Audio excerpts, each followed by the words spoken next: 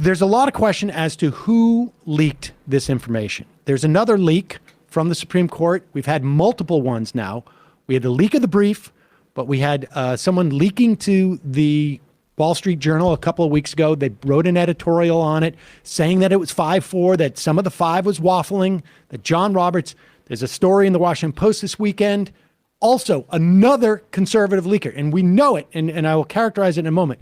But here is Victoria Tunsing, these Republican legal operatives, claiming that it's a left-wing person on the court, but then explaining exactly why it's a right-wing person on the court who leaked this. This is a crazy story. It's not really logical.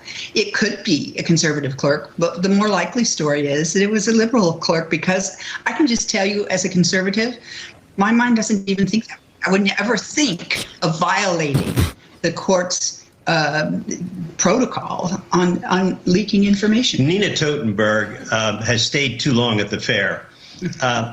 That suggestion, she called it the leading theory. I don't know whose leading theory it is. Perhaps it's hers in her own little world. But what she's doing is she's blame shifting. The obvious felon here is a clerk for a liberal justice trying to create chaos and force the justices to change their position. It does show how small-minded the liberal clerks could be if they are in fact the source, because the one thing that is going to happen as a result of the leak is that not a single conservative justice is going to change his or her mind after this, because caving after this would be just the end of their career as a respected jurist. That's what John Roberts did when Obama badmouthed him during the Obamacare arguments. And we know it's true, because any lawyer reading the opinion can figure out and follow that it just stops the logic at the end. But secondly, we were with the justice a few days later, and they were furious at John Roberts for having changed his vote, because they were all thinking. All right, stop, because the Giovanna, whatever this guy's name is, and these lunatics have a very, very checkered past.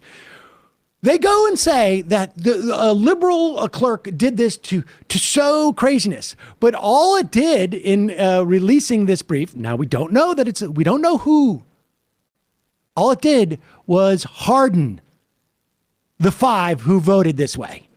And we know. Made sure we avoid the Roberts problem that we avoid the Roberts problem that happened during the ACA. And incidentally, in the run-up to the ACA decision, there was another leak to the Wall Street Journal in 2012 along the same lines as the one that happened 2 weeks ago about this decision.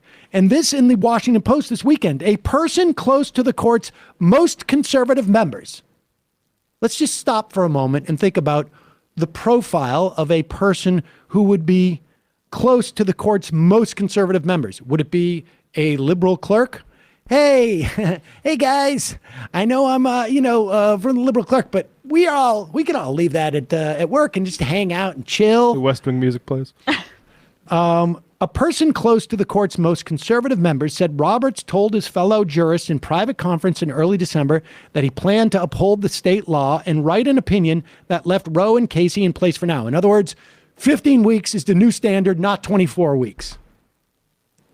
But the other conservatives were more interested in an opinion that overturned the precedents, the person said. Conservative Wall Street Journal editorial page made similar points in a recent column that warned Roberts was trying to coax Kavanaugh and Barrett to join him. How did the Wall Street Journal find that out?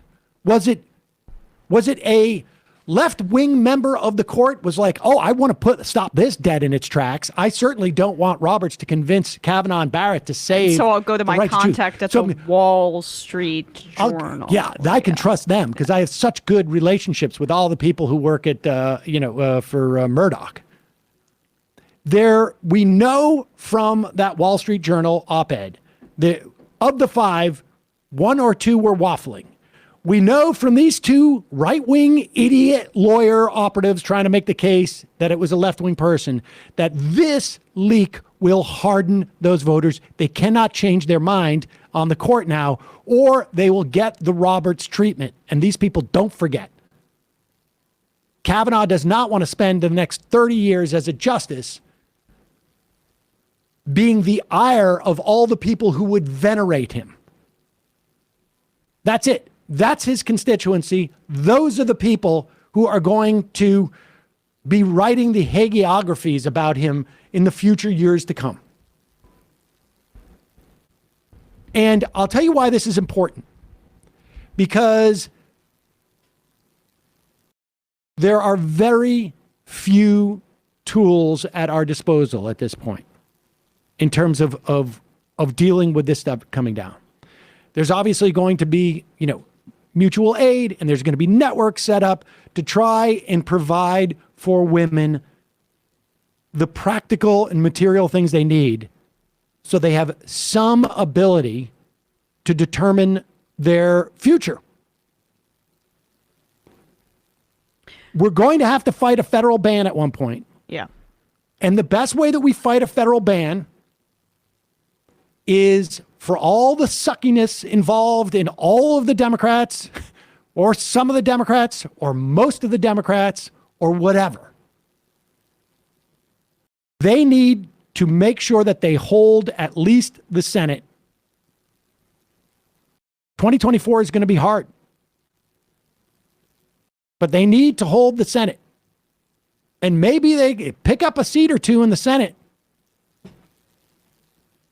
Maybe they can convince a Collins, who's going to be up for re-election in 2024, maybe to vote to the filibuster just exclusively for this. I doubt it, but it's a hope. But the point is, won't do it. But the point is how do you generate as much activist furor over this as possible? How do you let people who don't pay attention to politics hear about this? And one of the ways is you tell them that it was rigged. And the person who leaked this, you take every one of those outcries by every conservative, and the moment the leak came, when the majority is using these blatant politics to keep their justices in line, it exposes the failure of the institution, the fact that the institution is just a bunch of politicians in robes, and it will increase the outrage at this decision. And that's why this is really important about finding who that leaker is. I hear you. I mean, it is interesting, too, how they kind of tell on themselves, right? It's unbelievable. Yeah. They start off by saying, my mind is a conservative. My mind would never go there. Right. Yeah, the conservatives would never... Dirty tricks. Use dirty tricks. Kavanaugh leaked the Star Report. Right. He was working on the Star Report. They would never, on the Supreme Court even, conservatives working on the Supreme Court, entertain overturning norms or say precedent or an election when it comes to Bush v. Gore, or this most recent attempt in terms of conservative voters to overturn an election and many representatives and senators as well. They'd never consider that. Well, we know for They're a fact the ones that hold norms so dear. We know for a fact from the Washington Post article that a person close to the court's most conservative members, who I think we can presume is a conservative. Yeah. That I found interesting because that's like someone at least felt comfortable being identified as a conservative, source. Well, they didn't say that they were a conservative. Or they said a person close to the court's most conservative members. Easy to connect the dots. I mean, there. Who would that be?